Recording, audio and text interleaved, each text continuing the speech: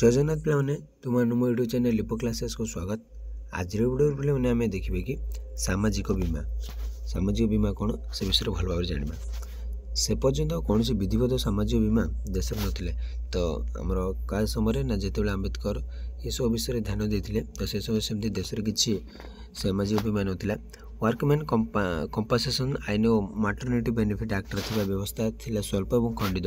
जो workman compensation आईन और मैटरनिटी जो बेनिफिट एक्ट थिला सेटा थिला स्वल्प और यह खंडित मात्र थिला।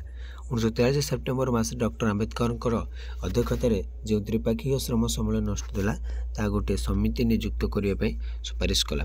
तो 1943 सेप्टेम्बर मास डॉक्टर आम्बेडकर द्वारा अध्यक्षतार गोटे त्रिपाक्षिक श्रम सम्मेलन गोटे अनुष्ठित होला और ताहा गोटे समिति नियुक्ति करने सुपारिश कला। ये कमिटर कार्य है श्रमिक मान सामाजिक निरापत्ता विधिवत आईन करने पर्याप्त तथ्य संग्रह। तो ये कमिटर कार्य कौन ना श्रमिक मान सामाजिक निरापत्ता विधिवत आईन करने पर्याप्त तथ्य संग्रह। पर्याप्त तथ्य संग्रह करने कार ना श्रमिक मान पर्याप्त तथ्य संग्रह करने कौन पाए से सामाजिक निरापत्ता पुनश्च कहगला यही समिति जो तथ्य संग्रह कर अन्य एक जुग्म समिति को पठाइब जहाँ सामाजिक निरापत्ता योजना प्रस्तुत कर। तो यही समिति आउ गोटे समिति पठेब आउ गोटे जुग्म समिति पठेब जहाँद्वारा कि से समिति से योजना प्रस्तुत कर। प्रथम समिति तथ्य संग्रह कर, द्वितीय समिति योजना प्रस्तुत कर। 1984 अक्टोबर मासरे अंतर्जातीय श्रम संगठन विशेषज्ञ मान रिपोर्ट और प्रोफेसर आम्बेडकर रिपोर्ट आलोचना करागला। तो से विशेषज्ञ मान जो रिपोर्ट अच्छे अंतर्जातीय श्रम संगठन रिपोर्ट और प्रोफेसर आम्बेडकर और रिपोर्ट आलोचना करागला। 1945 मसीहा मार्च मासरे स्थायी श्रम समिति मध्य आलोचित होला। तापर जो रिपोर्टा तबे ना 1945 मसीहा मार्च मासरे जो स्थायी श्रम समिति रहा स्टैंडिंग लेबर कमिटी रे से आलोचित होला। ये मीटिंग रे प्रकाश पाइला जे सरकार यही परिकल्पना को प्रस्तुत करने को अग्रसर हेबे। तो मीटिंग रे कौन प्रकाश पाइला ना सरकार यही परिकल्पना को प्रस्तुत करने को अग्रसर हेबे। 1946 मसीहा नवेम्बर मास 6 तारिख दिन ये परिकल्पना ने एक विधेयक केंद्र परिषद में उपस्थापित करागला। 1948 मसीहा 19 तारिख दिन एथरे विभिन्न परिबंधन कर यही विधेयक को अनुमोदन मिला। तो 1946 नवेम्बर मास 6 तारिख दिन परिकल्पना ने गोटे बिल केंद्रीय परिषद से उपस्थापित करागला। 1948 मसीहा 19 तारिख दिन एथरे विभिन्न परिबंधन कर विधेयक को अनुमोदन मिला। तो विधेयक अनुमोदन तापर मिलगला। 1943 मसीहा सेप्टेम्बर 6-7 तारिख में तृतीय श्रम सम्मेलन द्वितीय बैठक नुआ दिल्ली अनुष्ठित होला। तो 1943 मसीहा सेप्टेम्बर मास 6-7 तारिख में तृतीय श्रम सम्मेलन द्वितीय बैठक नुआ दिल्ली अनुष्ठित होला। कोठे ना नुआ दिल्ली अनुष्ठित होला केबे ना 1943 मसीहा सेप्टेम्बर मास 6 और 7 तारिख में। श्रमिक मान सामाजिक निरापत्ता और मजूरी संक्रांत नीति निर्धारण पर आम्बेडकर गुरुत्व दे ये प्रश्न गुड़िक अनुसंधान निर्दिष्ट सरकारी कल बसैवा मत देले। तो आम्बेडकर कौन कहले ना श्रमिक मान गोटे सामाजिक निरापत्ता और मजूरी संक्रांत नीति निर्धारण पर से आम्बेडकर गुरुत्व देले। माने कहले श्रमिक मान सामाजिक निरापत्ता देखा से मजूरी उपर ध्यान दि जाए से प्रतिवाद करते से प्रति गुरुत्व दे ये प्रश्न गुड़िकर अनुसंधान से निर्दिष्ट सरकारी कल गठन कर से मत देले। 1944 एप्रिल मास आम्बेडकर एक संशोधन विधेयक दीर्घस्थायी कारखाना मान काम करुवा शिल्प श्रमिक मान सर्वनैतिक वैतनिक छुट्टी उपस्थापित कले। श्रमिक मान स्वार्थर सुरक्षा बाध्यतामूलक बुझामणा बा मध्यस्थी निर्णय व्यवस्था सिद्धांतिक बोली मत देते। तो श्रमिक मान जो स्वार्थर सुरक्षा बाध्यतामूलक बुझामणा बा जो मध्यस्थी निर्णय व्यवस्था सिद्धांतिक बोली मत देते कि ना आम्बेडकर से श्रमिक नियम केतक विधिवत व्यवस्था करने को आशा करते। तो केतक विधिवत व्यवस्था केमती कौन माने व्यवस्था करवा तो से आशा करते किए आम्बेडकर। देख पे 1945 नवेम्बर मास 27 तारिख में 7th भारतीय श्रम सम्मेलन अनुष्ठित होला।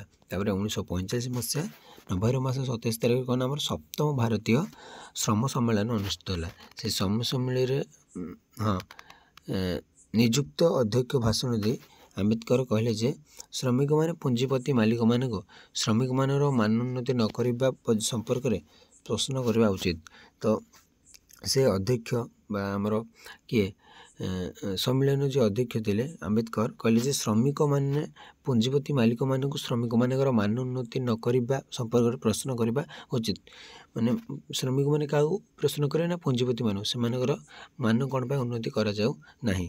ଡିସେମ୍ବର ମାସର ପ୍ରଥମ ସପ୍ତାହରେ ଆଞ୍ଚଳିକ ଶ୍ରମ କମିଶନଙ୍କ ସମ୍ମିଳନୀରେ ଉଦ୍ବୋଧନ ଦେଇ ଔଦ୍ୟୋଗିକ ଶାନ୍ତି ପ୍ରତିଷ୍ଠା କରିବା ପାଇଁ ମଧ୍ୟସ୍ଥତା କାର୍ଯ୍ୟାଳୟ ଶ୍ରମ ଆଇନର ସଂଶୋଧନ ଓ ସର୍ବନିମ୍ନ ଜରୁରୀ ଆଇନ ଆବଶ୍ୟକ ବୋଲି କହିଥିଲେ।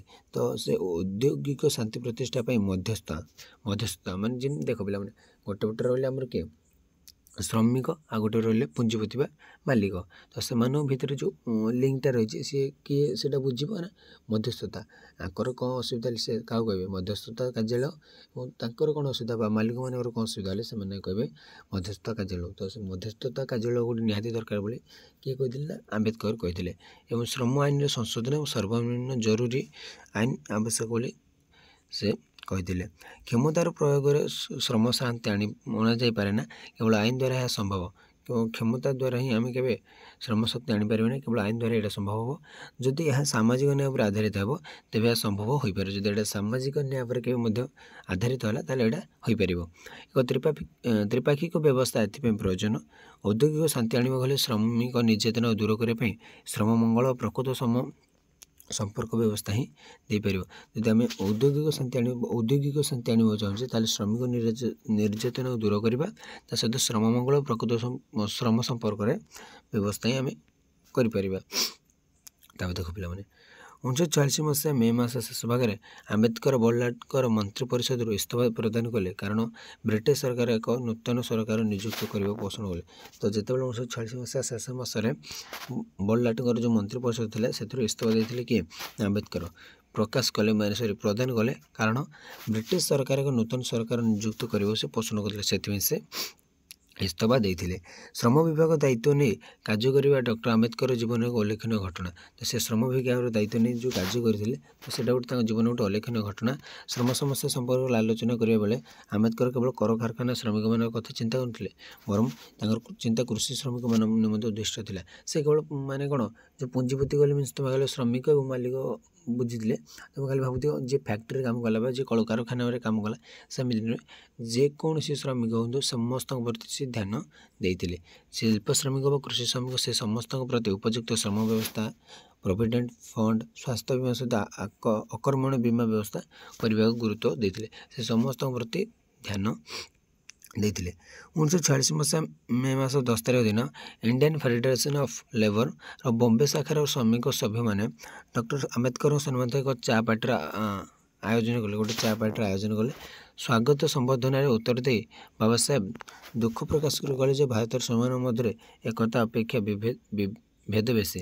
ସେ କ'ଣ ମାନେ ଉତ୍ତର ଦେଇ ଦୁଃଖ ପ୍ରକାଶ କଲେ ଯେ ଭାରତୀୟ ଶ୍ରମିକ ମଧ୍ୟରେ ଏକତାଟା କମ୍ ଏବଂ ବିଭେଦଟା ବେଶୀ। ସେହି ପରିଶେଷରେ କହିଥିଲେ ଯେ ଶ୍ରମିକମାନଙ୍କୁ ଭାରତର ଶ୍ରମିକ ସରକାର ପ୍ରତିଷ୍ଠା କରିବା ପାଇଁ ସଂଘର୍ଷ କରିବା ଦରକାର। ତ ଗୋଟେ ଶ୍ରମିକ ସରକାର କେମିତି ଗଠିତ ହୋଇପାରିବ, ଗୋଟେ ଶ୍ରମିକ ଦଳ କିନ୍ତୁ ଗୋଟେ ସରକାର ଗଠନ କରିପାରିବ, ସେଥିପାଇଁ ଶ୍ରମିକମାନଙ୍କୁ କ'ଣ ସଂଘର୍ଷ କରିବାକୁ ପଡ଼ିବ। ସ୍ୱାଧୀନତା ପାଇବା ବଡ଼ କଥା ନୁହେଁ, କିନ୍ତୁ ସ୍ୱରାଜ କାହା ହାତକୁ ଆସିବ ତାହା ଗୁରୁତ୍ୱପୂର୍ଣ୍ଣ। ଆମେ ସ୍ୱାଧୀନତା ପାଇବାଟା ବଡ଼ କଥା ନୁହେଁ, କିନ୍ତୁ ସ୍ୱରାଜଟା କାହା ହାତରେ ରହିବ ସେଇଟା ହେଉଛି ସବୁଠାରୁ ଗୁରୁତ୍ୱପୂର୍ଣ୍ଣ ପିଲାମାନେ। ସେହିଦିନ ସେ ମହାରାଷ୍ଟ୍ର ଚାମ୍ବର୍ସ ଅଫ୍ କମର୍ସରେ ଭାଷଣ ଦେଇ କହିଲେ ସଂସାର ସଦାସର୍ବଦା ଯୁଦ୍ଧର ଅବସ୍ଥା ଏବଂ 3 ଗୋଟି ରୋଗ ଦ୍ୱାରା ପୀଡ଼ିତ।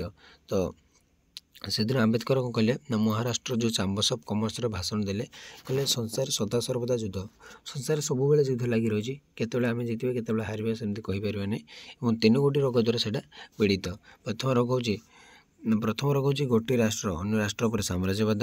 ଦ୍ୱିତୀୟ ରୋଗ ହେଉଛି ରଙ୍ଗଭେଦ ଦୂର କରିବା ଦରକାର, ଯାହାଫଳରେ ଶାନ୍ତିଭଙ୍ଗ ନ ହୁଏ, ଏବଂ ଦ୍ୱିତୀୟ ରୋଗ ହେଉଛି ଦାରିଦ୍ର୍ୟ। ତ ପ୍ରଥମେ ହେଲା ସାମ୍ରାଜ୍ୟବାଦ ବା ଗୋଟିଏ ରାଷ୍ଟ୍ର ଅନ୍ୟ ରାଷ୍ଟ୍ର ଉପରେ ଯେଉଁ ସାମ୍ରାଜ୍ୟବାଦ ସୃଷ୍ଟି କରୁଛି ସେଇଟା ହେଲା ପ୍ରଥମ ରୋଗ।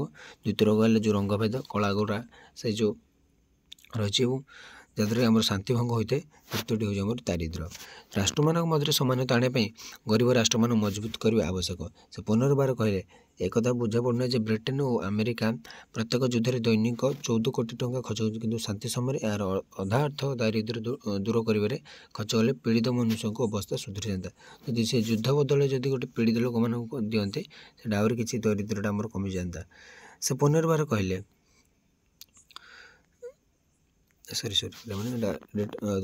ଡବଲ୍ ହୋଇଯାଇଥିଲା। ତ 1943 ସେପ୍ଟେମ୍ବର 17 ତାରିଖ ଦିନ ଅଲ୍ ଇଣ୍ଡିଆ ଟ୍ରେଡ୍ ୟୁନିୟନ୍ କ୍ୟାମ୍ପରେ ଭାଷଣ ଦେଇ ବାବା ସାହେବ କହିଥିଲେ। ତ ଯେଉଁ ଆମର କ'ଣ ଟ୍ରେଡ୍ ୟୁନିୟନ୍ କ୍ୟାମ୍ପରେ ସେ କ'ଣ କହିଥିଲେ ନା ଶ୍ରମିକ ରାଷ୍ଟ୍ରପାତ ଭାବନାକୁ ନେଇ କାର୍ଯ୍ୟ କରେ। ଶ୍ରମିକଟା ସବୁବେଳେ କ'ଣ ରାଷ୍ଟ୍ରପାତ ଭାବନାକୁ ନେଇ କାର୍ଯ୍ୟ କରେ। ଶ୍ରମିକ ଶ୍ରେଣୀ ରାଷ୍ଟ୍ର ନିର୍ମାଣ ପାଇଁ ସବୁକିଛି ତ୍ୟାଗ କରେ। ସେ କେବେ ହେଲେ ପଚାରେ ଯେ ରାଷ୍ଟ୍ରପାତ ପାଇଁ ସେ ଯାହା କିଛି ତ୍ୟାଗ କରିଛି ଯେତେବେଳେ ତାହା ଗଠନ ହୋଇଯିବ ସେତେବେଳେ ତାକୁ କ'ଣ ତାକୁ ସାମାଜିକ ଆର୍ଥିକ ସମାନତା ପ୍ରଦାନ କରିବ। ସେ ସବୁବେଳେ ତ୍ୟାଗ ହିଁ ଦେଇଥାଏ। ଶ୍ରମିକ ସେ କିଛି ଭାବିନଥାଏ। ଯେପର୍ଯ୍ୟନ୍ତ ଟ୍ରେଡ୍ ୟୁନିୟନ୍ ବା ସରକାର ସମ୍ଭାଳିବାର ଲକ୍ଷ୍ୟ ନ ରଖିଛି ତାହାର ନେତାମାନେ ଏପରି ଲଢ଼ୁଥିବେ ଏବଂ ଶ୍ରମିକମାନଙ୍କର କୌଣସି ମଙ୍ଗଳ କରିପାରିବ ନାହିଁ। ଯେ ପର୍ଯ୍ୟନ୍ତ ଟ୍ରେଡ୍ ୟୁନିୟନ୍ ସରକାର ସମ୍ଭାଳିବାର ଲକ୍ଷ୍ୟ ନ ରଖିছে ତା ପର୍ଯ୍ୟନ୍ତ ସେମାନେ ନେତାମାନେ ଏମିତି ଲଢ଼ୁଥିବେ, କିଛି ଲାଭ ହେବ ନାହିଁ। ତାର ଆସିଲା ପିଲାମାନେ ବିକାଶ ଯୋଜନା। ଡାକ୍ତର ଆମ୍ବେଦକର ବାଦ ବିବାଦ ଏବଂ ତା ଦ୍ୱାରା ହେଉଥିବା ବିନାଶର ଆହ୍ୱାନକୁ ମୁକାବିଲା କରିବା ପାଇଁ ମନ ସ୍ଥିର କରିସାରିଥିଲେ। ସର୍ବପ୍ରଥମେ ପାଣିର ଅଧିକତା ସମ୍ବନ୍ଧୀୟ ଚିନ୍ତାଧାରାରେ ପରିବର୍ତ୍ତନ ଆଣିବା ଦିଗରେ ସେ ଧ୍ୟାନ ଦେଲେ। ତ କେମିତି ପାଣିର ଅଧିକତା ସମ୍ବନ୍ଧୀୟ ଚିନ୍ତାଧାରା ଯେଉଁ ରହିଛି ସେଥିରେ କିଛି ପରିବର୍ତ୍ତନ ଆଣିବା ପାଇଁ ସେ ଦିଗରେ ସେ ଧ୍ୟାନ ଦେଇଥିଲେ। ଏହି ସନ୍ଦର୍ଭରେ ସେ ନିଜର ବିଚାର ଏହି ପ୍ରକାର ବ୍ୟକ୍ତ କଲେ। ବନ୍ୟା ସମୟରେ ଏକଥା କହିବା ଯେ ଜଳର ବହୁଳତା ଏକ ବିନାଶକାରୀ କାର୍ଯ୍ୟ। ତ ସେ ଏମିତି ସେଇଟାକୁ ଧ୍ୟାନ ଦେଲେ ଯେ ଆମେ କହିପାରିବା ଯେ ବନ୍ୟା ସମୟରେ ଏ କଥା ଯେମିତି ଜଳର ବହୁଳତାଟା ଗୋଟେ ବିନାଶକାରୀ ଜିନିଷ। ସତକଥା ବନ୍ୟା ସମୟରେ ଜଳ ଯଦି ଅଧିକ ହେଲା ସେଇଟା ଆମ ପାଇଁ ବିନାଶକାରୀ ହୋଇଯିବ ବା ଖରାପ ସେଇଟା ଆମ ପାଇଁ। ସମ୍ମେଳନର ସଦସ୍ୟ ଏ ବିଚାରରେ ପ୍ରଭାବିତ ଜଣାପଡ଼ିଲେ। ଯେତେବେଳେ ଜଳର ବହୁଳତା ଦେଖାଯାଉଛି ତାକୁ ବ୍ୟବସ୍ଥିତ ଢଙ୍ଗରେ ସମୁଦ୍ରକୁ ପଳାଇ ଦିଆଯିବ। ଯଦି ବେଶୀ ପାଣି ଦିଆଗଲା ତାର କ'ଣ ପାଣିଟା କୋଉଠି ଯିବ? ସମୁଦ୍ର ହିଁ ଯିବ। ଏ ବିଚାର ଜନତାଙ୍କ ଦୃଷ୍ଟିରେ ଭୁଲ ଏବଂ ବିପଦପୂର୍ଣ୍ଣ ଅଟେ। ଏ ବିଚାର ଭୁଲ, ଜଳର ଅଧିକତା ଏକ ବିପଦ। ତ ଏ ବିଚାରଟା ଆମର ଭୁଲ, ଯାହା ବିଚାରଟା ଦେଖିଥିଲେ ଆମେ, ଏବଂ ଜଳର ଅଧିକତାଟା ମଧ୍ୟ ଆମ ପାଇଁ ବିପଦ। ମନୁଷ୍ୟ ଜଳର ଅଧିକତା ନୁହେଁ, ସ୍ୱଳ୍ପତାରେ ପୀଡ଼ିତା ଗଡ଼ବଡ଼ ଏହା ଯେ ପ୍ରକୃତି କେବଳ ଜଳ ଉପଲବ୍ଧ କରାଇବାରେ କଞ୍ଜୁସ ଅଟେ। ତ ମନୁଷ୍ୟ କ'ଣ ଜଳର ଅଧିକତା ନୁହେଁ ବରଂ ସ୍ୱଳ୍ପତାରେ ସେଠି ପୀଡ଼ିତ, ମାନେ କମ୍ ଅଛି ବୋଲି ସେ ଟିକେ ଗଡ଼ବଡ଼ ଅଛି। ଏହା ଯେ କ'ଣ ପ୍ରକୃତି କେବଳ ଜଳ ଉପଲବ୍ଧ କରାଇବାରେ କଞ୍ଜୁସ ଅଟେ। ସେ ଏହାର ବିତରଣ କି ଅନିଶ୍ଚିତ ଓ ଅସ୍ଥିର ଅଟେ ଓ ମରୁଡ଼ି ଓ ବଢ଼ିରେ କେବଳ କରେ। ସେ ମାନେ କ'ଣ ମରୁଡ଼ି ଓ ବଢ଼ିରେ ସେ କବଳ କରାଇଥାଏ। ଅନିଶ୍ଚିତ ଓ ଅସ୍ଥିର ଅଟେ ସେ। କିନ୍ତୁ ଏହା ଦ୍ୱାରା ଏ ତଥ୍ୟ ବଦଳି ଯାଏ ନାହିଁ। ଜଳର ବ୍ୟବହାର ପାଇଁ ସୁଯୋଜନାର ଆବଶ୍ୟକତା ରହିଛି। ଯେମିତି ବନ୍ଧ ତିଆରି ହେବାର ସ୍ଥାନ ବଛାଯାଉ, ବନ୍ଧ ନିର୍ମାଣ ପାଇଁ ସ୍ଥାନ ନିରୂପଣ କରିବା ପୂର୍ବରୁ ବିବରଣୀ ସହିତ ଯାଞ୍ଚ କରାଯାଉ, ଅନୁସନ୍ଧାନ ପାଇଁ ଏଜେନ୍ସି କରାଯାଉ, ବନ୍ଧକୁ ଡିଜାଇନ୍ ଏବଂ ନିର୍ମାଣ ନିମନ୍ତେ ଏଜେନ୍ସି କରାଯାଉ, ବନ୍ଧର ନିର୍ମାଣ କାର୍ଯ୍ୟ ସମ୍ବନ୍ଧୀ ଟେକ୍ନିକ୍ ଓ ପ୍ରଶାସନିକ ମେସିନାରୀ ବିଭାଗର ସ୍ଥାପନା କରାଯାଉ, ବିକଶିତ କ୍ଷେତ୍ରର ଜଳ ଓ ବିଜୁଳିର ସୁଷମ ବ୍ୟବହାର ହେତୁ ସର୍ବେକ୍ଷଣର କ୍ରମ। ତ ଏଇଭଳି ଭାବରେ ଧ୍ୟାନ ଦେବାକୁ ପଡ଼ିବ ଏଇ ଦିଗ ପ୍ରତି। ତାହେଲେ ଆମେ ଗୋଟେ କ'ଣ ଜଳ ବ୍ୟବହାର ପାଇଁ ଆମେ ଗୋଟେ ସୁଯୋଜନା କରିପାରିବା। ତ ଦେଖ ପିଲାମାନେ, ଯେପରି ତାଙ୍କ ସ୍ୱଭାବ ଥିଲା ଯେ ଯେକୌଣସି କାର୍ଯ୍ୟକୁ କାର୍ଯ୍ୟାନ୍ୱିତ କରିବାକୁ ଭାବୁଥିଲେ ତାକୁ ସୂକ୍ଷ୍ମ ଭାବେ ଅଧ୍ୟୟନ କରୁଥିଲେ। ତାକୁ କ'ଣ ନା ସୂକ୍ଷ୍ମ ଭାବେ ସେ ଅଧ୍ୟୟନ କରୁଥିଲେ। ଦାମୋଦର ନଦୀ ଉପରେ ବନ୍ଧ ନିର୍ମାଣ କରିବାର ନିର୍ଦ୍ଦିଷ୍ଟ ଫଇସଲା କଲେ, କିନ୍ତୁ ଏହାର ସମସ୍ତ ମାଲମତା ଭାରତରେ ନଥିଲା। କିନ୍ତୁ ତାର ଯାହା ଯାହା ମାଲମତା ଦରକାର ସେଇଟା ଆମର ଭାରତରେ ନଥିଲା। ସଂଯୁକ୍ତ ରାଜ୍ୟ ଆମେରିକାରେ ଟେନେସି ଭ୍ୟାଲି ଏବଂ ତତ୍ସମ୍ବନ୍ଧୀୟ ସମସ୍ତ ପ୍ରଣାଳୀ ଖୋଜାଖୋଜି କଲେ। ସର୍ବପ୍ରଥମେ ସେ ଏକ ଏଜେନ୍ସି ଗଠନ କରେ ଯାହାକୁ ଦାମୋଦର ବନ୍ଧର ଦାୟିତ୍ୱ ଦିଆଯିବ। ସେ ଫାଷ୍ଟ ଏଜେନ୍ସି କଲେ। ବାବା ସାହେବ ଚେଷ୍ଟାରେ କେନ୍ଦ୍ରୀୟ ବିଜୁଳି ବୋର୍ଡ଼ ଏବଂ ତା ସହିତ କେନ୍ଦ୍ରୀୟ ଜଳମାର୍ଗ ସେଚନ ଏବଂ ନୌପରିବହନ ଆୟୋଗ ମଧ୍ୟ ତିଆରି କରାଗଲା। ତାପରେ ତାଙ୍କ ହିଁ ଚେଷ୍ଟାରେ କେନ୍ଦ୍ରୀୟ ବିଜୁଳି ବୋର୍ଡ଼ ତିଆରି କରାଗଲା, କେନ୍ଦ୍ରୀୟ ଜଳମାର୍ଗ ସେଚନ ତିଆରି କରାଗଲା, ତାପରେ ନୌ ପରିବହନ ଆୟୋଗ ମଧ୍ୟ ତିଆରି କରାଗଲା। ସମସ୍ତ ସମସ୍ୟାକୁ ଯାଞ୍ଚ ପାଇଁ ଏକ ସମିତି ଗଠନ କରାଗଲା। ଏହି ସମସ୍ତ ପରିଶ୍ରମର ଫଳାଫଳ ଏକ ପରିଯୋଜନା ରୂପେ ପ୍ରକାଶିତ ହେଲା, ଯାହାକୁ ଇଂରେଜ ସରକାର କୌଣସି ବିଦେଶୀ ଇଞ୍ଜିନିୟରଙ୍କୁ ଦାମୋଦର ପରିଯୋଜନାର ମୁଖ୍ୟ କରିବାକୁ ଚାହୁଁଥିଲେ। କିନ୍ତୁ ବାବା ସାହେବ ଆମ୍ବେଦକର ଇଂରେଜ ସରକାରଙ୍କ ଅଧୀନରେ ବିରୋଧ କରି CNS ଖୋସଲାଙ୍କୁ ଇଞ୍ଜିନିୟର ନିଯୁକ୍ତି କଲେ। କିନ୍ତୁ ଇଂରେଜ ସରକାର ଚାହୁଁଥିଲେ ଗୋଟେ ବିଦେଶୀ ଇଞ୍ଜିନିୟରଙ୍କୁ କରିବେ ଦାମୋଦର ପରିଯୋଜନା ଗୋଟେ ମୁଖିଆ, କିନ୍ତୁ ନାହିଁ, ସେ ଇଂରେଜ ସରକାର ବିରୋଧ କରି CNS ଖୋସଲାଙ୍କୁ ଇଞ୍ଜିନିୟର ଭାବେ ନିଯୁକ୍ତି କରିଥିଲେ କି ବାବା ସାହେବ ଆମ୍ବେଦକର। ଶ୍ରୀ ଖୋସଲା ଜଣେ ନିପୁଣ ସକ୍ଷମ ଇଞ୍ଜିନିୟର ଥିଲେ, ଯାହାଦ୍ୱାରା ସ୍ୱତନ୍ତ୍ରତା ପରେ ମଧ୍ୟ ଏହି ପ୍ରକାର କେତେକ ବନ୍ଧ ନିର୍ମାଣ କରାଯାଇ ପାରିଲା। ତାପରେ ତାଙ୍କର ଯେତେବେଳେ ସ୍ୱତନ୍ତ୍ରତା ଆସିଲା ତାପରେ ଏଇଭଳି ଭାବରେ କ'ଣ ଆଉ କେତେକ ବନ୍ଧ ନିର୍ମାଣ କରାଯାଇଥିଲା। ଏହିପରି ଦାମୋଦର ନଦୀ ଉପରେ ବନ୍ଧ ନିର୍ମାଣ ହେଲା, ଯାହା କେବଳ ବଢ଼ି ସମୟରେ ମହାବିନାଶକୁ ରୋକିବାରେ ସ୍ଥାୟୀ ରୂପରେ ପ୍ରମାଣିତ ହେଲାନି ବରଂ ମରୁଡ଼ି ଏବଂ କ୍ଷୁଧା ମୃତ୍ୟୁ ପରେ ଦୁଇଟି ଅଭିଶାପ ମୁକ୍ତ କରିବା ପାଇଁ ସମ୍ଭବ ହୋଇପାରିଲା। ତ କ'ଣ ଆମେ ଭାବିଲା ବନ୍ଧ ନିର୍ମାଣ ହୋଇଗଲା, ସେ କେବଳ କ'ଣ ଆମର ପାଣିଟାକୁ ଜଗି ରଖିବ ଆମର ସେ ଯେଉଁ ବଢ଼ି ସମୟରେ, କିନ୍ତୁ ନା, ସେ ମରୁଡ଼ି ଏବଂ କ୍ଷୁଧା ମୃତ୍ୟୁ ବୋଲି ମଧ୍ୟ ଅଭିଶାପରୁ ମୁକ୍ତ କରିବା ପାଇଁ ସମ୍ଭବ ହୋଇପାରିଲା।